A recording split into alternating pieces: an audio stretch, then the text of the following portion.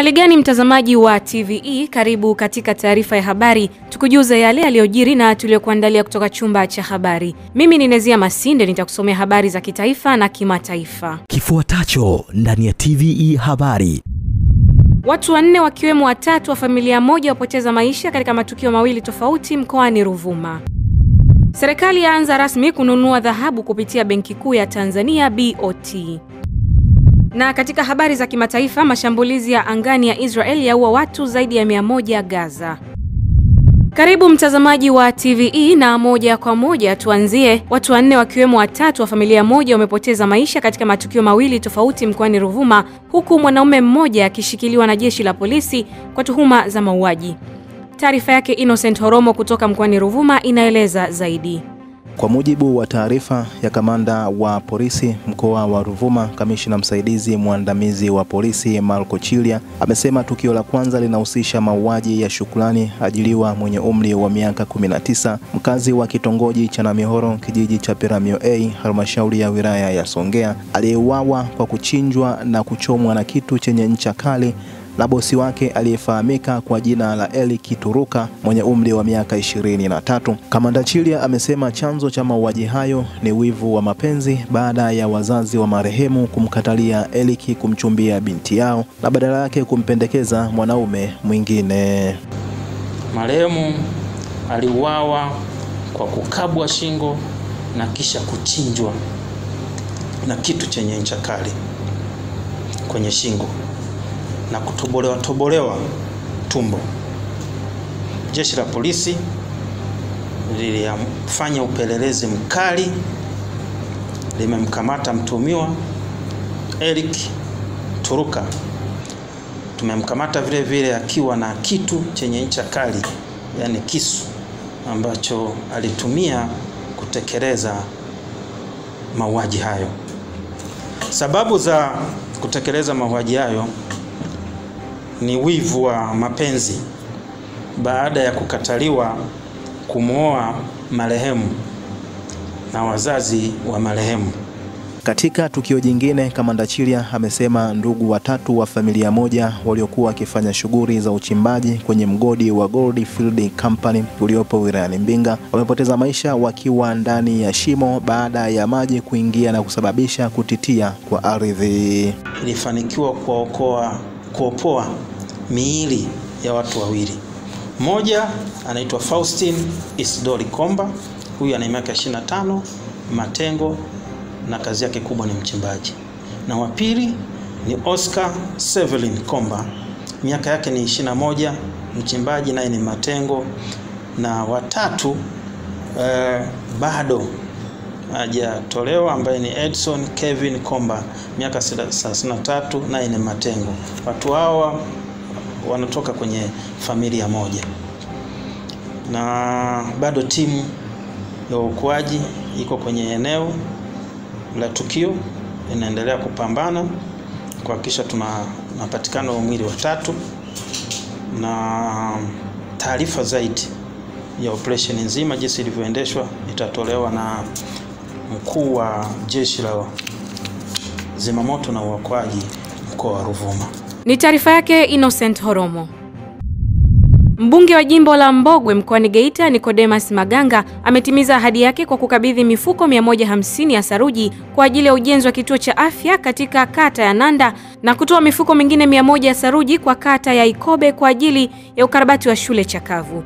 Taarifa na Joel Maduka kutoka Mbogwe Geita inafafanua zaidi. Akizungumza wakati wa makabidhiano hayo, mbunge Maganga amewataka viongozi wa maeneo hayo kuhakikisha kuwa vifaa hivyo vinatumika ipasavyo na kwa uangalifu mkubwa. Ameeleza kuwa moja ya changamoto kubwa kwa sasa ni akina mama wajawazito kutembea umbali mrefu kufuata huduma za afya katika vijiji vya jirani. Na tayari tumeanza mifuko 150 hii hapa Nanda, pokeeni kwa mikono miwili. Ninachotaka ni waombe wananchi wa Nanda, shirikianeni pale kitakapoanza kujengwa kituo hiki cha afya, kwa sababu kitakuwa kituo cha mfano, hakijawahi kutokea toka dunia iumbwe hapa Nanda. Wapeni ushirikiano wasimamizi ambao watakuwa wanakisimamia kile kituo. Lakini pia hii simenti hakikisheni inafanya kazi kwa matumizi ya kituo cha Nanda pale, kwa sababu mimi ni mwenyeji hapa Nanda, nimeoa na ninawajua watu wa Nanda. Wanaweza wakatokea watu sio waaminifu wakawa wanaiba simenti yetu. Hakikisheni mnasimama imara, wazee wa Nanda pamoja na wakina mama. Sawa ndugu zanguni wananchi wa Nanda, mimi nina taarifa za Nanda zote.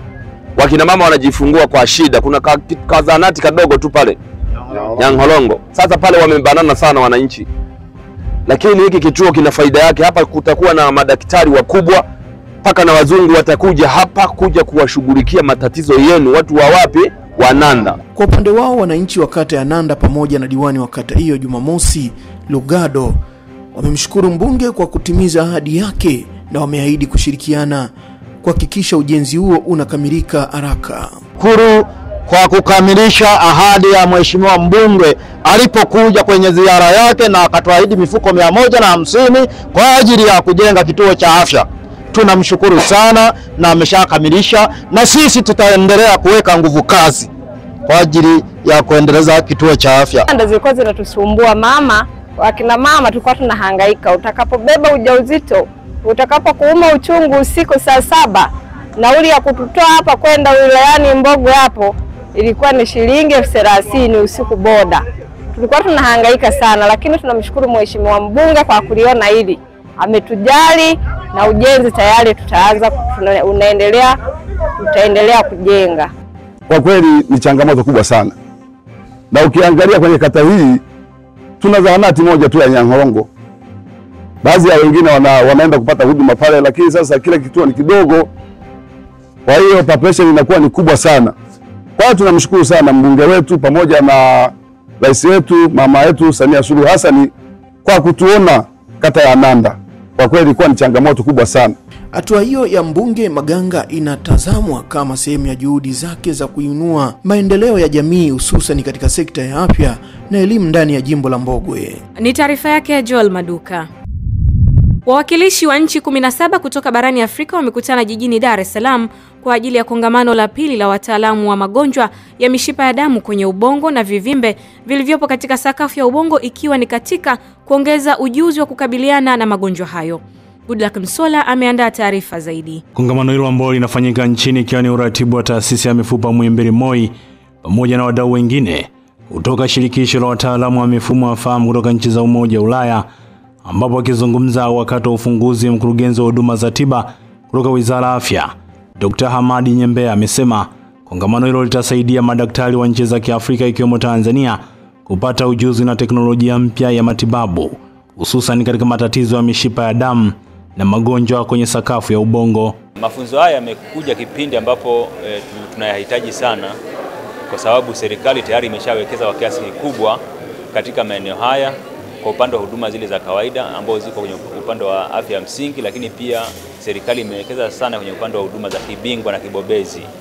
Na mafunzo haya yanalenga hasa huduma za kibobezi ambayo zitakuwa zinatolewa na zile hospitali kubwa za Tanzania, na hospitali ambazo zinatoa matibabu kwa wagonjwa wa mfumo wa fahamu kwa Tanzania sasa hivi ni hospitali 7.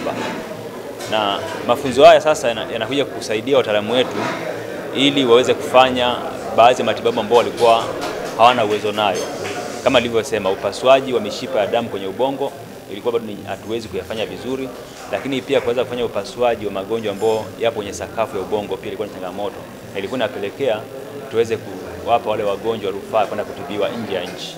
Kwa upande wao wataalamu kutoka shirikisho la wataalamu wa mifumo ya fahamu kutoka Umoja wa Ulaya, Profesa Andrew Peter pamoja na Magnus Tissel sanjari na mkurugenzi mtendaji wa Moi Dr. Mpoki Rusubisia wamesema mafunzo hayo yamegawanyika katika sehemu 3, ambapo washiriki watajikita katika kutumia teknolojia na maarifa mapya ya matibabu, hususan katika eneo la matatizo ya mishipa ya damu na magonjwa kwenye sakafu ya ubongo. Nao baadhi ya madaktari walioshiriki katika kongamano hilo kutoka nchi ya Uganda kupitia kwa Daktari Blessing Michael pamoja na Daktari Naisefora Sirutabazibwa kutoka Tanzania wamesema kongamano hilo limekuja muda mwafaka, ambapo nchi za Kiafrika zikiwa zinakabiliwa na ongezeko la matatizo hayo ya mishipa ya damu kwenye ubongo pamoja na vivimbe katika sakafu ya ubongo, huku wakiainisha namna ambavyo mafunzo hayo yatakwenda kuwasaidia katika majukumu yao ya kitiba. Kwa hiyo tunategemea kujifunza advanced neurosurgical practices kama endovascular skills, kama complex skull-based approaches. Hizi skills ni maalum sana kwa sababu hazijawahi kutumika hapa Afrika sana, na tumefurahi sana kuwa tumejiunga na wenzetu kutoka Europe.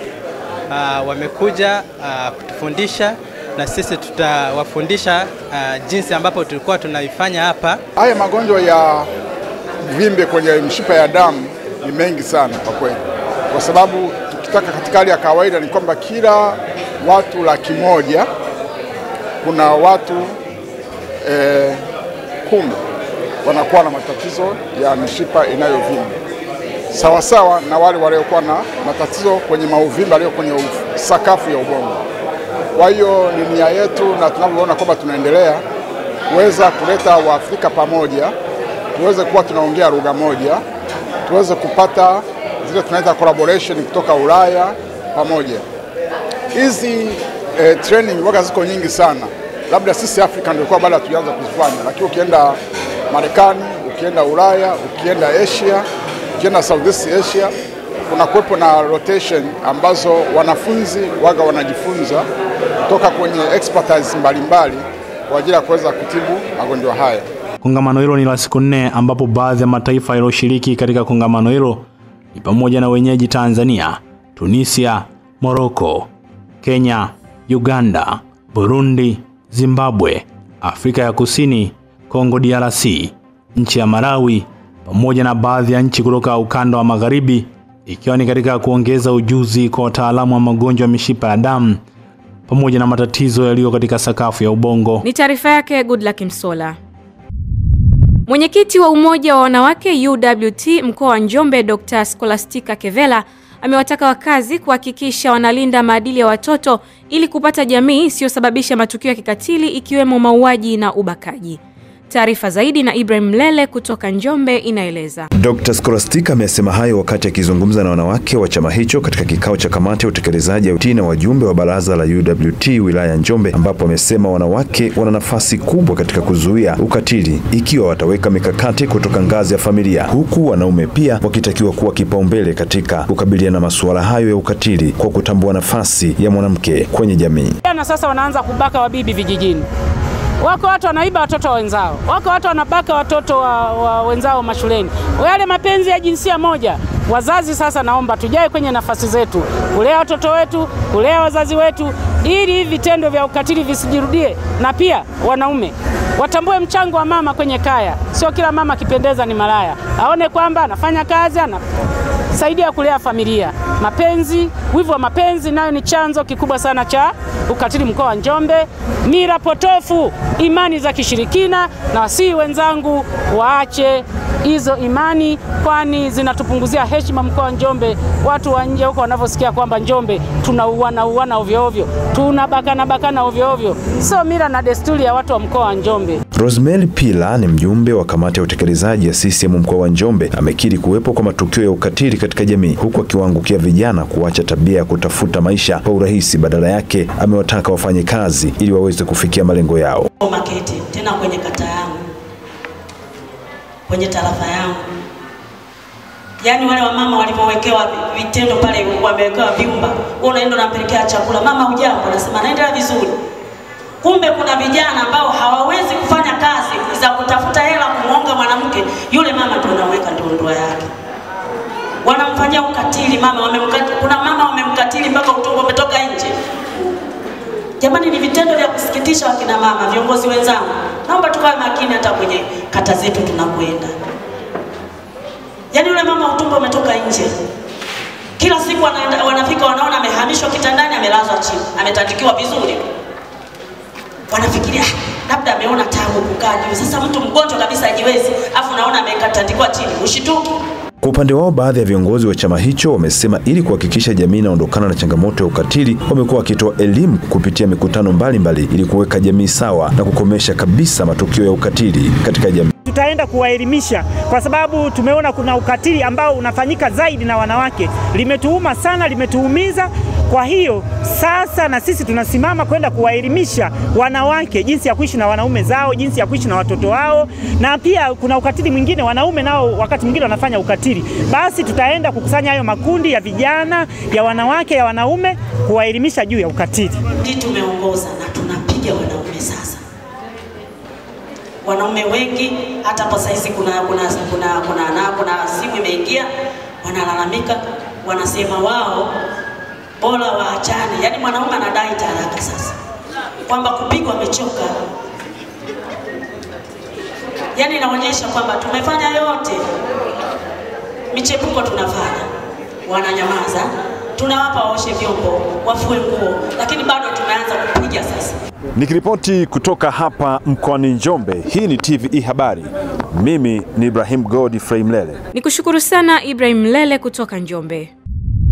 Kufuatia ongezeko la vitendo vya uhalifu ikiwemo wizi nyakati za usiku pamoja na wizi wa kutumia pikipiki maarufu vishandu katika mtaa wa Dovya uliopo kata ya Bunju wilayani Kinondoni, mwenyekiti wa mtaa huo Lazarus Mwakiposa amewataka wananchi kushiriki ulinzi shirikishi ili kukomesha vitendo hivyo. Taarifa zaidi na Mrisho Mapeo. Akizungumza katika mkutano na wananchi wa mtaa huo, Mwakiposa amesema kuwa suluhisho la kwanza ni kushiriki ulinzi shirikishi wakishirikiana na jeshi la polisi kwa kulinda ama kuchangia fedha, huku akiwatahadharisha wote wanaojihusisha na vitendo vya wizi kuacha vitendo hivyo kwani havivumiliki. Akizungumzia changamoto ya ukatili dhidi ya watoto katika mtaa huo na maeneo mengine, ameiasa jamii kuepuka kulaza watoto wao na watu ambao hawafahamu tabia zao, ikiwemo watu wa karibu ndani ya familia, kwani matukio mengi ya ukatili dhidi ya watoto yamekuwa yakifanywa na watu wa karibu ndani ya familia. Kile cha ulinzi na usalama, naomba wananchi tuache visingizio. Tukisema ulinzi shirikishi, naomba wote tukalinde. Uwezi kulinda, basi changia anayekulinda. Bodaboda ni kazi kama kazi zingine, lakini kuna mmoja anatokea anaharibu kazi ya wenzake, anatumia wizi kwa kutumia pikipiki. Inatokea wamama na wadada wanakosa imani na waendesha bodaboda kwa sababu ya wahalifu wachache. Sasa mimi niwaambie, kwenye mtaa huu naomba waache. Kama wao wamebadilika, na sisi tumebadilika na tunakwenda kubadilika zaidi. Aidha, amezungumzia maendeleo ya mtaa huo na kusema kuwa mtaa umefanikiwa kupata maeneo ya kujenga shule kuanzia awali, msingi hadi sekondari kwa mchepuo wa lugha ya Kiingereza, eneo la kujenga kituo cha afya pamoja na eneo la kujenga ofisi ya mtaa. Hivyo amewataka wananchi kuchangia ujenzi wa ofisi ya mtaa wakati mchakato wa shule na kituo cha afya ukiwa kwa mkurugenzi wa halmashauri hiyo. Shule inajengwa hapa, barabara, zahanati au kituo cha afya. Sisi tumeomba kituo cha afya kwa sababu eneo ni kubwa, linatosha. Dovya oye! Kwa hiyo tuna eneo la kujenga shule mbili, primary, secondary, lakini pia na chekechea. Kwa hiyo mtoto akiwa na miaka 3 anaanza pale, akifikia miaka 6 anaanza primary, amefaulu anaingia pale tena. Pale hamna Kiswahili, ni you know, yes.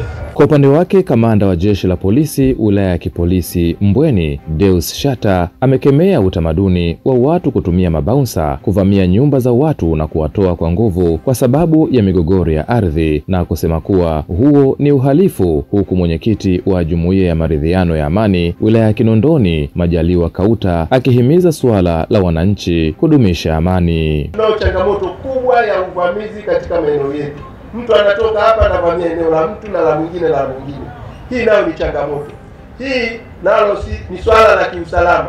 Wewe unapoishi katika eneo lako, mtu anakuja mwingine anasema hili eneo la kwangu, bila kufuata utaratibu, kisha kuja na watu mabaunza, umeshamsukuma mwenzako, umemtoa, umevunja vitu vyake, umetupa nje. Hili si sawa. Uko utaratibu, kama kweli ile ni haki yako, kwa mujibu wa taratibu, haki hiyo utaipata. Jumuiya hii inatufanya sisi Waislamu na Wakristo tuishi kama ndugu moja.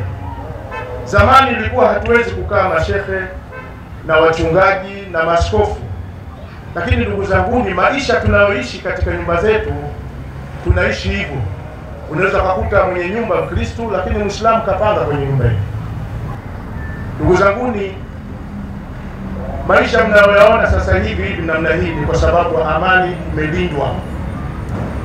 Watu wamefanya kazi kuhakikisha amani hii ipo.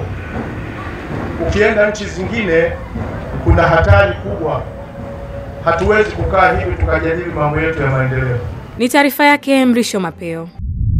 Serikali imeanza rasmi kununua dhahabu kupitia Benki Kuu ya Tanzania BOT, hatua iliyoiweka nchi katika nafasi ya juu barani Afrika kwa kudhibiti biashara ya madini kwa manufaa ya uchumi wa ndani, ambapo mpaka sasa BOT imenunua jumla ya tani 4 kutoka kwa wachimbaji wadogo. Ellen Manyangu ameandaa taarifa zaidi. Akizungumza jijini Dar es Salaam wakati wa uzinduzi wa kamati ya masoko na mawasiliano wa chama cha wasambazaji katika sekta ya madini Tanzania TAMISA, Katibu Mkuu Wizara ya Madini Mhandisi Yahya Samamba amesema licha ya serikali kununua 20% ya dhahabu, bado kuna haja kubwa ya kuwekeza katika viwanda vya usindikaji vinavyomilikiwa na wazawa, na kuonya kuwa kwa sasa 99% ya mzunguko wa fedha za sekta ya madini, takriban shilingi trilioni 3.1, inaishia nje ya nchi kutokana na ukosefu wa miundombinu ya kuongeza thamani nchini. Ndoto vision ya Mheshimiwa Mavunde ya maisha ni madini ni maisha na utajiri haitokei kwa kukusanya kodi, inatokea kwa kuchimba na kufanya supply. Nikatuambia Dr. tutoke kwenye supply tunao nini? Kwa providers. Hili ndio tutakapoona manufaa ya sekta ya madini na madini kuwa nchini kwetu. Lakini kama tutaendelea kuweka misuli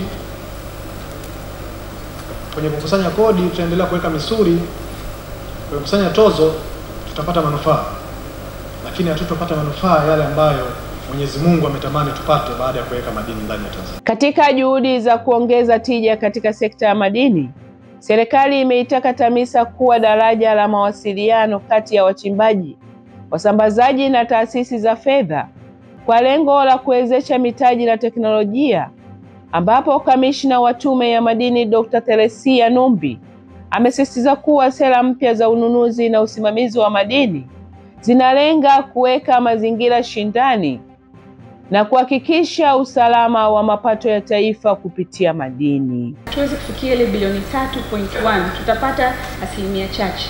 Lakini kama walivyosema, tukiwa tuna viwanda hapa nchini, sisi wazawa tunajua tunalisha migodi na sio kwenda kununua hizo bidhaa kutoka nje ya nchi.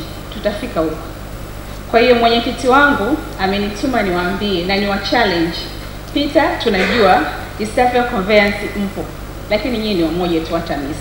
Natamani kuwa na hata Peters wengine zaidi ya 10 inapokuja mwaka ujao, na naamini na najua TAMISA tunaweza. Kwa upande wake, mwenyekiti wa kamati ya masoko na mawasiliano TAMISA, Dr. Sebastian Ndege, amesema kamati hiyo itasaidia wanachama kufikia fursa zilizopo kwenye sekta ya madini kupitia majukwaa ya mawasiliano, utafiti na tafiti za kibiashara. Na huku mwenyekiti wa TAMISA Peter Kumalilwa ameahidi kuendelea kushirikiana na serikali katika kufanikisha azma ya kuongeza thamani ya madini hapa nchini na kukuza ajira kwa Watanzania. Tunatoa changamoto kwa watoa huduma wote kujitahidi kuangalia jinsi ya kuanzisha viwanda. Tunao maguru wengi sana hapa, kina David Ndelwa wa Simba Group, karibu sana kaka. Tunao ndugu zetu wa State Oil Group ambao ni majiant ambao ni members wetu. Tunawahamasisha tuanzishe viwanda. Tayari mwenyekiti wetu Peter Kumalilwa na kampuni yake ya East African Conveyors wameshaanzisha kiwanda ambacho kinatengeneza conveyors hapa Tanzania. Tunataka kuona ni jinsi gani kama private sector Tanzania tunaona uchumi wa Tanzania. Hilo ndo lengo kubwa. Na tukiona hiyo 3.1 trillion in terms of mauzo au manunuzi kwenye mining sector, how much of it inaenda kwa Tanzania, tunajua bado ni ndogo, lakini potential yake ni kubwa. Lakini amesema it's not gonna be easy. Lazima tuhakikishe kama TPSF, kama umbrella organization, tunawezesha TAMISA kucapacitate, na ndio maana Tanzania ofisi tumewapa pia ofisi pale TPSF kwa house paka mtakapokuwa, na mmeshaanza kufanya mambo mazuri, nadhani mmeshakuwa sasa hivi. Ni taarifa yake Ellen Manyangu. Zaidi ya wasichana 3,000 wenye umri wa miaka 14 hadi 18 wamenufaika na mafunzo ya teknolojia, ikiwa ni mpango wa kusaidia kupunguza ombwe la wanawake katika teknolojia ambao kwa sasa wapo 1/3 duniani. Goodluck Msola anayo taarifa zaidi. Wasichana hao ambao wengi wao ni wanafunzi wamepatiwa mafunzo hayo kupitia programu ya Code Like a Girl inayotekelezwa na kampuni ya mawasiliano ya simu za mkononi ya Vodacom kwa kushirikiana na Chuo Kikuu cha Dar es Salaam. Akizungumza katika uhitimishaji wa wiki ya ubunifu, mwadhiri kutoka Chuo Kikuu cha Dar es Salaam na mwanzilishi wa Data Lab Tanzania, Dr. Mahadia Tunga amesema mradi huo utawasaidia mabinti kupata masomo ya sayansi, kitu ambacho kitaongeza ushiriki wa wanawake katika fani za kihandisi, hasa katika teknolojia ya habari na mawasiliano TEHAMA. Dhumuni kubwa la sisi kupartner na Vodacom Tanzania ni tuliona kwamba kuna changamoto ya idadi ya wasichana ambao wanachukua masomo yale ya sayansi, lakini pia wale ambao wanabaki kwenye kufanya kazi za IT. Ukiangalia takwimu inaonyesha tu ni 1 ya 3 ya wasichana wote, yani ya watu wote duniani ndio wako katika tech wanawake. Kwa hivyo tukasema tuanzishe program ambayo ni ya muda mfupi, lakini ile inayoleta tunasema aha moment, yani aone ndani ya siku 4 aone kwamba ana uwezo wa kufanya kitu kikubwa, na hiyo inakuwa ni chachu kwake. Sasa aone kwamba nikirudi shule, kumbe nikifanya masomo ya STEM na uwezo nikatengeneza website, nikifanya masomo ya STEM na uwezo wa kukua kitu fulani. Kwa upande wake, mkurugenzi wa idara ya teknolojia ya habari kutoka kampuni ya Vodacom, Asmani Mringa, amesema katika mradi huo mabinti hao wamenufaika kwa kupatiwa mafunzo ya namna ya kutengeneza wavuti pamoja na mafunzo mengine ya awali ambayo yatawasaidia kujiendeleza hapo baadaye katika fani ya teknolojia. Moja kati ya changamoto ambazo tumekuwa tukiziona mara nyingi haswa kwenye wanafunzi wanaomaliza elimu ya juu na kutarajia zaidi kusubiri kuajiriwa ni kwa sababu ya kutokuwa na msingi imara katika namna ya kuanzisha mawazo na kuyageuza hayo mawazo kuwa biashara. Kwa hiyo moja kati ya vitu ambavyo wanavifanya katika hii program katika muda wa wiki nzima, wanafundishwa namna ya kwanza kutengeneza mawazo, lakini kuyageuza hayo mawazo kuwa ni kitu ambacho kinachofanya kazi kama prototype. Hii inawafanya kwamba baada ya hapo wanapomaliza vyuo wanakuwa tayari wamejengewa msingi ambao unawawezesha hata wao kuanzisha biashara zao, kujiajiri na kutengeneza vitu ambavyo vinaweza vikawaendeleza na kuwanufaisha wao wenyewe kiuchumi bila kutarajia kwamba watasubiri kuja kuajiriwa. Naye mmoja wa mabinti walionufaika kupitia mradi wa Code Like a Girl amesema mafunzo hayo yaliyodumu kwa siku 4 yamewajengea msingi wa kubuni wavuti, ambapo katika kikundi chao wamebuni wavuti maalum ya kusaidia watu wenye ulemavu kupata ajira. Mimi napenda kuambia wasichana wenzangu kwamba waje tu kwenye hii program wasome coding, ni rahisi sana na nafikiri itawasaidia sana kwenye maisha yao baadaye. Nimejua kutengeneza website ambayo ni kitu cha maana sana, sababu mimi sipendi kutegemea mtu mwingine kunifundisha kitu au kunifanyia kitu, na as it turns out ni kitu cha rahisi sana. Ni taarifa yake Goodluck Msola. Katika kipindi cha miaka 4 ya uongozi wa serikali wa awamu ya 6, hospitali ya rufaa mkoa Amana imefanikiwa kuanzisha huduma za kibingwa, ikiwemo kusafisha figo yani dialysis kwa gharama nafuu, pamoja na kufanya vipimo vya CT scan na X-ray kwa teknolojia ya kisasa. Mrisho Mapeo anayo taarifa zaidi. Akizungumzia mafanikio hayo ya miaka 4 ya uongozi wa Rais Dr. Samia, mganga mfawidhi wa hospitali ya rufaa ya mkoa Amana, Dr. Bryson Kiwelu, amesema huduma ya dialysis kwa wagonjwa wa figo kwa sasa inapatikana hospitalini hapo kwa gharama nafuu, na kwamba sasa wana mpango wa kuungana na hospitali ya JKCI ili kutoa huduma za matibabu ya moyo. Dr. Kiwelu amezungumzia uwepo wa vitenganishi, vipimo vya kisasa vya CT scan na X-ray za kidigitali pamoja na maabara ya kisasa, vifaa ambavyo hapo awali havikuwepo, na kusema kuwa hospitali hiyo kwa sasa ina madaktari bingwa zaidi ya 31 na inatoa huduma za kibingwa kwenye maeneo zaidi ya 10. Mwaka 2022 tulizindua kituo chetu cha kusafisha damu kwa watu wenye matatizo ya figo. Kwa tulinunua mashine kwa fedha zetu za ndani, tukajenga eneo pale, tukawa na mashine 10 na wataalamu tukawawezesha. Kwa kwamba sasa hapa wanaweza kutoa huduma. Moja ya changamoto ya mafanikio ni kwamba kwanza tumeweza kutoa huduma wenyewe kama wana Amana. Na wateja wakija wengine wameanza kuhama kwenye hospitali za binafsi wakaamua kuja hospitali ya Amana kwa sababu gharama ni nafuu. Zamani ilikuwa inachajiwa shilingi 300,000, sasa hivi ni 150,000 tu kwa hospitali ya rufaa ya mkoa ya Amana. Kwa ndugu zangu, nachoweza kusema kwamba huduma ya dialysis ni huduma ambayo inatolewa katika mazingira rafiki hapa Amana, lakini changamoto kubwa ambayo tunakutana nayo ni uwezo wa ndugu hawa kumudu gharama za matibabu. Ndio maana serikali yetu imekuja na swala zima la sera ya bima ya afya kwa wote. Kwa hiyo tunatamani sana watu kabla ya kuugua kwetu tuwe na bima, kwa sababu hakuna mtu anaweza kujua ni wakati gani anaweza kuugua. Ukiwa na bima inakuwa ni rahisi sana. Aidha, amezungumzia uwepo wa huduma za dharura ambapo kuna ICU na vyumba 7 vya kufanyia upasuaji, tofauti na hapo awali walikuwa na vyumba 3 vya kufanyia huduma ya upasuaji. Na pia amezungumzia uwepo wa huduma bora ya mama na mtoto, kukiwa na mashine za kisasa za kufuatilia mapigo ya moyo ya mtoto na kufanikiwa kupunguza vifo vya watoto. Kuna tatizo lingine la uwepo wa huduma za dharura. Kwa miaka mingi sana huduma za dharura nchini kwetu zilikuwa ziko duni sana. Katika kipindi cha miaka 4 tumeona uwekezaji ambao umefanyika na serikali na wananchi kwa ujumla, kiasi kwamba sasa idara yetu ya dharura ni moja ya idara ambazo ni nzuri, zina muonekano mzuri, lakini na vitendea kazi vyote vile vya muhimu. Mashine ambazo tunaziita point of care, mashine ambazo zinatakikana kutumika kutoa majibu ya awali kwa tatizo lile la dharura. Ilikuwa la zamani lazima uchukue vipimo labda vya damu au ni mgonjwa apelekwe x-ray atembezwe. Wakati mgonjwa huyu ambaye kwenye idara ya dharura ni mgonjwa ambaye anaumwa sana. Lakini kwa sasa hivi ni kwamba amekuja na dharura, vipimo viko pale pale. Iwe ni x-ray, ni ultrasound, vipimo vya maabara vya awali viko pale. Lakini hiyo imepelekea kuwa na mabadiliko makubwa sana katika uwezo wetu wa kutoa huduma.